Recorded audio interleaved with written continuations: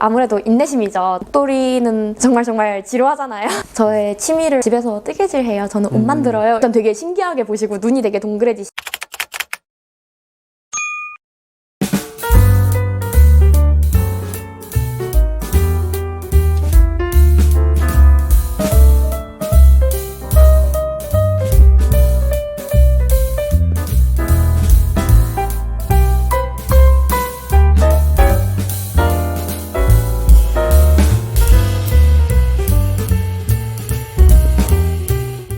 안녕하세요. 저는 인스타그램과 유튜브에 제 개인적인 뜨개질과 그리고 뜨개질 관련 콘텐츠, 브이로그, 간단한 후기 등을 올리고 있는 대학생입니다.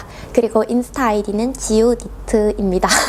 초등학생 때부터 했었거든요. 유튜브도 그때는 활성화돼 있지가 않았고, 그래서 제가 이리저리 검색을 해도 그 뜨개 튜토리얼이나 특히 이제 요즘 많이 뜨시는 의류 같은 컨텐츠를 튜토리얼로 올려주시는 분들이 그렇게 많지 않았어요. 그때는 진짜 잘하는, 진짜 뜨개방에 계시는 그런 고수님들께서만 뜨시는 게 의류구나. 약간 국내 좀 유명한 뜨개 작가님들의 블로그를 보고 저는 뜨개를 배웠거든요. 뜨개방에 이렇게 찾아가가지고 직접 오프라인으로 사장님한테 그때 배웠었는데, 한동안 뜨개를 하지 않다가 학업적으로 여유가 생겼고 뜨개 취미를 갖고 이걸로 돌아와 보니까 진짜 많이 바뀌어 있더라고요. 일단 다들 의류뜨개를 정말 손쉽게 많이 하시는 느낌이 들었고, 그리고 이제 20대들이 보통 입을 만한 페미닌한 클래식한 의류를 뜨는 그런 도안 작가님들도 많이 생기셔서, 이제 제가 어린 나이기도 하고 짧게 뜨개 생활을 했었지만 그런 많은 부분들이 달라진 걸 저는 느꼈고, 거기에 더 흥미를 느끼게 되어서 다시 저도 뜨개를 시작하게 됐어요. 어렸을 때는 왜 그랬는지 기억이 안 나거든요, 솔직히. 왜냐면 저는 이제 뭐 부모님한테 배운 것도 아니고 저희 부모님도 아예 하실 줄 모르시거든요. 유튜브 알고리즘에 옷을 뜨시는 분들이 브이로그나 아니면 튜토리얼을 올린 게 제 알고리즘에 자꾸 뜨는 거예요. 저는 이제 탑다운 니트로 시작을 했었고, 무한 이제 메리아스만 뜨면 되는 그런 니트로 시작을 했었어요. 이전에는 제가 도안이라는 게 있는 줄도 몰랐고, 예전에는 그래서 그냥 제 가슴 둘레나 어깨 넓이나 이런 길이 같은 거를 다 직접 치수를 재서 한마디로 제도를 해서 만들어야 하는 줄 제가 알았던 거죠. 이제 도안 작가님들이 유튜브로 많이 도안을 부연 설명을 해주시거든요. 네, 그거를 보면서 이제 그냥 작가님들이 늘림하라고 하는 데서 늘림하고, 근데 늘림 어떻게 하지? 하고 이제 또 유튜브에다가 코 늘리는 법 이렇게 검색해서 또 보고, 이런 식으로 하면서 계속 만들다 보니까 진짜 저는 수월했어요. 이게 왜냐면 실이 처음에 굵었던 것도 있어요. 처음 의류를 뜨시는 분들이면 두꺼운 바늘에 두꺼운 실을 뜨는 게 너무 저는 완전 추천하거든요. 왜냐면 빨리빨리 일단 잘하는 게 내 눈에 보여서 성취감을 얻기가 너무 좋고, 저는 그런 식으로 이제 탑다운을 한 번 완성을 하게 됐고, 그 만드는 게 너무너무 재밌는 거예요. 그래서 그 이후로는 이런 기본 메리아스 탑다운 말고 또 다른 어떤 옷이 있을까 이러고 점점 더 의류뜨개에 빠졌던 기억이. 제가 느끼는 좋은 점은 옷의 소중함을 아는 것 같아요. 왜냐하면은 저도 그렇고 제 주변 친구들도 그렇고 저도 옛날에 그랬고, 예전에 이제 뭐 블랙 프라이데이나 아니면 세일 기간에 옷을 엄청나게 사거든요. 아니면은 이제 저가 그런 사이트나 아니면 동대문 같은 곳에서 옷을 정말 많이 사고 정말 많이 버려요. 약간 조금만 나랑 핏이 안 맞아도 옷장에 넣어놓고 안 입고 계속 사면서 한 장만 걸려라 약간 이런 식으로, 조금만 마음에 들어도 싼 옷을 계속 사고 계속 버리고, 아니면 또 사고 또 다시 버리고, 아니면 옷장에 넣어놓고 안 꺼내고, 약간 옷을 낭비를 하고 있다고 생각을 했어요. 물론 요즘은 빈티지 샵이나 구제샵처럼 안 입게 된 옷을 남에게 저렴하게 받아서 구매할 수 있는 그런 시스템도 있지만, 여전히 버려지는 옷이 너무 많다고 생각을 했는데,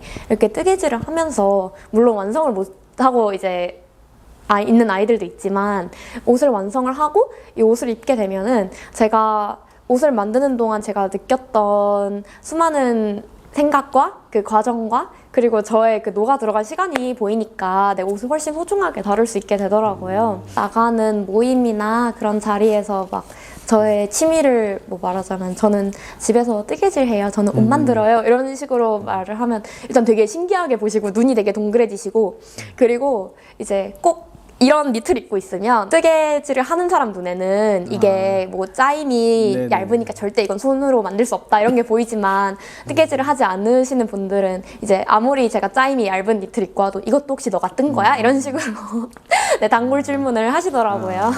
뜨개질은 그 다른 취미들보다도 정말 중독성이 강한 취미거든요. 제가 만들면서 그 결과물이 바로 제 앞에 보이는 취미가 생각보다 그렇게 많지 않아요. 제가 뜨는 대로 한 코 한 코 그대로 모양이 나오고 제가 1시간의 노력을 들이면 1시간의 노력을 들인 만큼 결과물이 제 앞에 이렇게 나오잖아요. 그러니까 저는 그 하나하나 만들어 가면서 그 성취감이 가장 큰 것 같아요. 저한테 뜨개를 하는 제일 큰 원동력은 이제 성취감인 거죠. 또 뜨개가 워낙 오래된 그런 문화이다 보고 많은 분들이 전 세계적으로 하시다 보니까 되게 많은 아이디어가 인스타그램이나 유튜브 아니면 라벌리 뭐 하다못해 핀터레스트 같은 데 가기만 해도 계속 수많은 아이디어가 쏟아져 나오는 거예요. 네, 그래서 저는 이제 몇백 년, 몇천 년 동안 사람들이 쌓아온 그 뜨개를 열심히 쫓아가기도 하고 또 그리고 저만의 새로운 걸 개척을 해보기도 하고 약간 이런 배색을 넣어볼까? 이런 무늬를 넣어볼까? 이런 식으로 그 길을 걸은 뜨개 선배들의 이제 만든 도안이나 아니면은 그런 옷을 만드는 기법 사이에서 제가 이제 제 취향을 조금씩 넣어보는 맛이 있는 것 같아요. 제 입으로 MZ세대라고 말을 직접 하는 게 너무 처음이어가지고 좀 그쵸, 입에 그쵸. 안 붙기는 한데 이제 제가 생각한 어린 니터들의 특징은 다양한 분야에 도전을 한다는 게 있어요. 일단 저는 대바늘로 옷을 만드는 걸 좋아하는 니터잖아요. 근데 이런 사람도 20대 중에 좀 있고 그리고 어떤 니터들은 이런 청키안이나 뭐 테이프얀 같은 특이하고 예쁜 실들로 작품을 키치한 작품을 만드는 걸 좋아하는 분도 계세요. 엄청나게 두꺼운 실로 든 니트라던가 이제 가방이라든가 뭐 예전에 그거 유행했었잖아요. 자이언트얀 가방처럼 네. 유명한 캐릭터 있죠. 뭐 산리오 캐릭터라든지 디즈니 캐릭터라든지 이런 유명한 캐릭터들을 코바늘 키링으로 만드는 걸 좋아하시는 20대 니터분들도 계세요. 아니면 다이소실로 다이소실을 여기까지 쓸 수 있다고? 그 MZ세대의 특징이라고 하면 일단 예전에 생각했던 그런 한정적인 뜨개보다는 좀 더 다양한 부분에서 자기만의 뜨개를 하고 있다는 게 저는 하나의 특징으로 꼽고 싶고 그리고 두 번째는 뜨개를 처음에 하려면 어떤 교육을 받아야 된다던가 아니면 어떤 자격증이 있어야 된다던가 아니면 진짜 그 뜨개를 정통으로 아시는 분께 배워야 된다던가 이런 부담감이 많이 없으신 것 같아요. 그래서 뭐 내가 전문적으로는 한 번도 배워본 적이 없지만 그러면 뭐 어때? 나는 뜨개 아티스트야. 이런 분들이 정말 많으시거든요. 그리고 저도 그게 맞다고 생각을 하고 그래서 제가 뽑는 두 가지 특징은 다양한 부분에 도전을 해본다. 그리고 전문적인 교육이나 뜨개 자격증이나 그런 기술적인 부분에서 딱히 제약을 받지 않는다. 이런 특징을 꼽고 싶습니다. 유튜브에 전반적인 뜨개 콘텐츠가 이미 뜨개를 하는 사람들만 재밌게 설계된 게 있어요. 뜨개를 처음으로 하는 사람들이 게이지는 뭐고 이 실에 이 바늘을 쓴다는 건 무슨 의미고 이거 탑다운과 바텀업은 뭐지? 이게 다 무슨 소리지? 라는 식으로 아무것도 모르는 뜨개질 아무것도 모르는 사람들이 보기에 와 저거 너무 키치하고 예쁘다 나도 저렇게 옷 만들어 보고 싶다 저거 너무 멋진 취미다 라고 할 만한 콘텐츠가 더 많이 나왔으면 좋겠다고 저는 생각을 하고요. 이제 아무래도 인내심이죠. 저는 이제 이미 뜨개를 하다가 왔으니까 옷 뜨개가 옛날보다 훨씬 쉬워졌잖아 약간 이런 생각을 가지게 됐어도 뜨개를 진짜 처음 시작하는 친구들의 눈으로 보기엔 옷은 아직 너무 어렵고 내가 쓸 수 있는 장갑이나 모자 같은 것도 내 눈엔 너무 어려워. 그래서 다들 아직까지도 다들 목도리로 처음을 시작을 하시거든요. 근데 목도리는 정말 지루하잖아요. 저도 이제 제가 목도리 진짜 휘황찬란하게 뜰 줄 알아도 목도리 안 뜬단 말이에요. 그리고 초심자에게는 빨리빨리 결과물이 나와줘야 이 흥미를 느끼고 다른 것도 도전을 해보게 되는데 애초에 그거는 뜨개랑은 조금 모순이 있는 거잖아요. 뜨개는 계속 오랫동안 하고 그 인내심으로 만들어가는 작품인데 그래서 저는 차라리 이제 목도리보다 다른 뭐 탑다운이나 이런 장갑 같은 이제 단계별로 성과가 보이는 이런 키트나 작품들을 이런 뜨개 회사나 아니면은 유튜버들이 더 뜨개 초심자들에게 공급을 해줬으면 좋겠다는 마음이에요. 제 주변에는 뜨개를 하지 않는 20대가 정말 많잖아요. 그 뜨개를 하지 않는 20대가 좋아하고 소비할 만한 거는 아무래도 조그만한 소품이나 키링을 굉장히 뜨개만의 방식으로 귀엽게 만들면은 그게 되게 많이 먹힌다고 저는 생각을 했어요. 큰 옷들을, 의류를 되게 키치하고 귀엽게 디자인을 하면 약간 페미닌한 거나 심플한 옷만 입고 다니시는 분들한테는 그런 부분이 되게 부담이 될 수 있잖아요. 하지만 귀여운 키링이나 제 지갑이나 조그만 가방이나 소품 같은 거는 모두가 즐길 수 있는 아이템이란 말이에요. 약간 하나의 포인트가 될 수도 있고, 인스타그램에서 쭉 넘기다가 코바늘로 카드 지갑을 만드신 분을 봤는데 정말 그 소재라든지 그 디자인이 너무 예쁜 거예요. 독특한 실로 이렇게 만든 코바늘 지갑을, 아니면은 이제 뭐 독특한 실이 아니지만 그런 귀엽게 모양을 만들어가지고 인형처럼 솜을 채운 그런 지갑이나 키링 같은 오브제를 성수동이나 프리마켓 같은 데 가면은 굉장히 비싸게 판단 말이에요. 근데 그걸 또 제 친구들은 다 사와요. 그럼 이제 그걸 보면서 저거 나도 뜰 수 있는데 이런 생각을 저는 옆에 산단 말이죠. 그런 조그만 소품? 약간 20대가 생각하기에 귀엽고, 아니면은 이렇게 간단하게 클래식한 옷을 입고 이런 귀여운 소품 같은 거 포인트로 하나 들고 다닐 수 있는, 뜨개를 하지 않는 20대의 눈에도 그게 정말 귀엽고 매력적으로 보인다는 생각을 저는 주변에서 많이 했고요. 대바늘 옷은, 사람들이 직접 입고 사용하는 옷은 20대가 딱 좋아하는 게 정해져 있지 않다고 생각해요. 그냥 저희가 평소에 만들고 싶은 거를 만들면 그걸 좋아하는 20대가 찾아와서 이걸 보고 즐기고, 그리고 다른 콘텐츠를 찾아간다고 저는 생각하거든요. 뜨개를 모르거나 이제 뜨개를 처음 해봐야겠다고 생각하는 사람이 와서 보더라도 아무런 이제 부담감이나 거부감이 없는 이제 초보자에게 친화적인 느낌이면 좋겠다고 저는 생각을 하거든요. 그래서 저도 여기 처음 와서 되게 좋았던 게, 일단 포토스팟이 있다는 점에서 저는 너무 좋았고요. 약간 거울이나 이런 데서 사진을 찍으면 주변에 실이 예쁘게 데코되어 있으니까 되게 좋다는 생각을 저는 처음에 했고, 초보자가 도구나 준비된 것 없이 그냥 와서 둘러보기만 하고 이제 질문을 다양하게 거기 계시는 직원분들한테 해도 전혀 부담되지 않고, 초보자에게 이 실은 어떤 바늘에 적합하고 이런 샘플은 이런 게 있다고 이제 친절하게 전시돼 있는 그런 공방들에서 저는 호감을 느꼈던 것 같습니다. 제가요, 배색을 도전을 해본 적이 있거든요. 그 스틱 기법도 제가 시도를 안 해본 게 아니고 양손 배색도 한번 집에서 해봤었는데 너무너무 저에게는 너무 어려운 거예요. 그 배색의 세계가.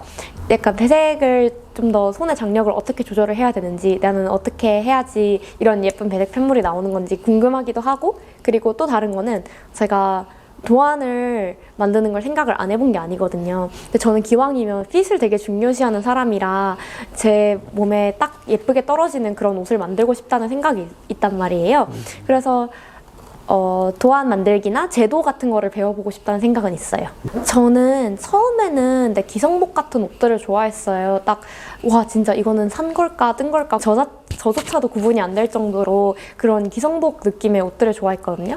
그런데 이제 요즘은 제 개인적인 취향이 어떻게 바뀌었냐면, 뜨개로밖에 못 만드는 옷들을 너무 만들고 싶은 거예요. 제 취향이 이제 들어갔고, 제가 좋아하는 색깔이나 무늬나 뭐 그런 조합이 들어간 저만의 옷을 만들고 싶다는 생각이 점점 든 거예요. 제가 아직 실력이 부족해서 뭐 도안 작업을 하고 있거나 그런 건 따로 없지만, 이제 다른 작가님들의 도안을 구매하면서도 거기에 약간 이 부분은 이게 더 예쁜 것 같은데 내가 바꿔볼까? 이거는 이런 색깔로 넣어볼까? 하면서 제 취향을 조금씩 담아서 진짜 지우가 만든 니트 같다라는 얘기를 들을 수 있게, 약간 그런 얘기를 들으면 기분이 좋아지거든요. 그러니까 뜨개로만 만들 수 있는 무늬가 너무 좋고, 그리고 그런 옛날에 이제 부모님이나 할머니께서 떠주신 것 같은 빈티지 무늬가 저는 또 요즘 너무 좋단 말이에요. 그리고 그런 게 요즘 패션계나 그런 옷들이나 약간 쇼핑몰 같은 데서 일반 기성복을 봐도 예전보다 이제 뭐 저번 겨울보다는 확실히 조금 클래식하고 그런 니트들이 좀 늘어난 것 같아요. 그런 데서 참고하면서 이런 느낌 예쁘다 이러면서 이제 제가 갖고 있는 도안에 적용을 해보기도 하고, 길 가면서 보는 그런 패턴들을 보면서 이렇게 조합을 해도 예쁘지 않을까라는 생각을 하고, 기존에 있던 작가님의 도안도 있지만 거기에 저의 취향을 한 방울 담아서 제가 마음에 드는 니트를 만들기에 노력을 하고 있습니다.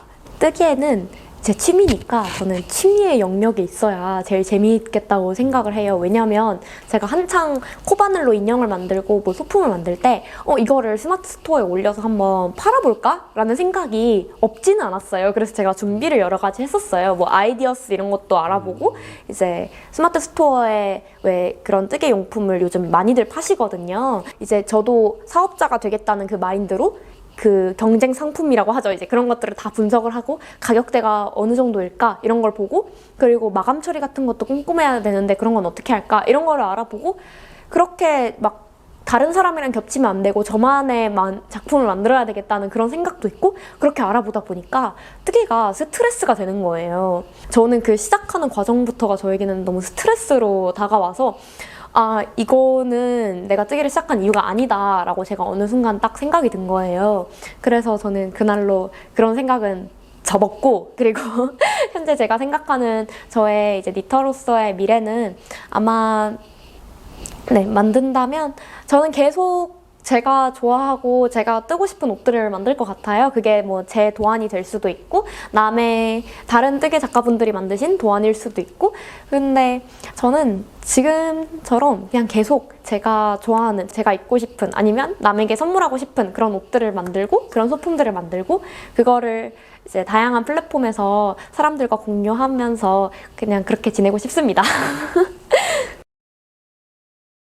만든 사람도 있으니까, 어쨌거나 얼마나 어려워 보여도 이걸 만든 사람이 있으니까 저도 충분히 가능할 거라고 저는 생각하거든요. 그래서 저는 뜨개를 할 때 난 이거 너무 어려워서 못할 것 같아. 나는 이 정도 능력은 안 되는 것 같아. 나는 이거 한 번도 안 해봤는데 못할 것 같아. 약간 이런 생각을 저는 별로 안 해요. 어차피 취미의 영역이고 이제 다른 사람들이 한 만큼 나도 할 수 있다라는 생각이 있거든요. 그리고 뜨개를 하다가 중간에 못 끝냈다고 좌절하시는 분들이 계세요. 그리고 계속 마음의 가책을 느끼시는 분들이 계시거든요. 근데 저는 뜨개의 그 중간에서 멈추게 되더라도 뜨개를 해온 그 중간 과정에서 내가 행복을 얻었다면 그거는 뜨개가 나에게 준 충분한 선물이다. 이 정도로도 뜨개는 자신의 할 일을 다 한 것이다.